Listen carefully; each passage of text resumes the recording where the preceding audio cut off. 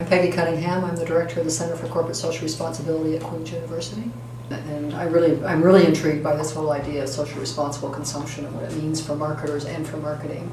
And I think, all the statistics really show that, particularly in North America, Europe, and Australia, that we're consuming far more than we would ever be. I think they're saying, 1.5 planets to 3 planets in terms of the resources that we're consuming. So when we look at our own countries, the developed countries, we're really sort of the most overpopulated in terms of our unfair use of resources. And I think, but those things have been trotted out, and consumers are, the good news is consumers are starting to take responsibility. So it is when we talk about responsible consumption. They are taking their responsibility for making change. They're not looking to government, they're not looking to businesses, they're also looking to themselves to make some responsible change. And some businesses have replied in terms of being extremely innovative and responding to this growing demand from consumers, whether it's socially responsible investing funds, whether it's innovation in terms of product like Toyota does, or whether it's really managing a whole value chain or supply chain like Walmart does. But I think the point of my talk was that's only half of the equation. So that's the demand side. Some people call it the market for virtue, that it's that market that's pulling companies towards being more sustainable and more responsible.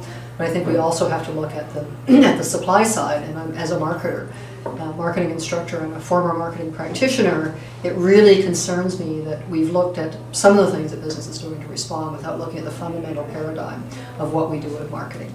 And it does concern me that marketing really does, or some marketing, feeds on creating high levels of dissatisfaction, high levels of socially comparative consumption, so that we're really is trying to keep up with the Joneses or outbeat the Joneses, that we're totally unsustainable in overconsumption and the kinds of things like 50 pairs of shoes, huge cars, huge houses with 5-car garages, those kinds of things. It's just not sustainable, but we as marketers have to take our responsibility, because as a whole profession, we've pushed that through our advertising. We set these aspirational lifestyles. People get on a cycle.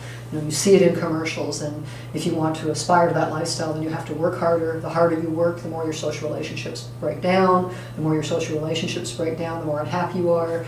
We're told through advertising that the more unhappy you are, go out and buy something that'll make you feel better, and it becomes this never-ending, see, work, buy, and then you're so tired, your social relationships break down again, and then the cycle repeats.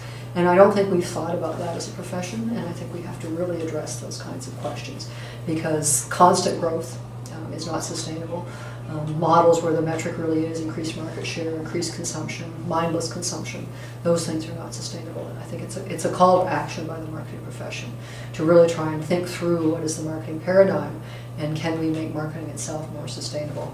And I think there were some great suggestions in the room about how to do that, so certainly focus on trying to get the shift of consumer demand from unsustainable products to more sustainable products. There is some demarketing that's taking place in terms of let's make people more aware. It's maybe moving from a product-based economy and planned obsolescence to a service and knowledge-based economy might be some of the solutions that I heard being discussed.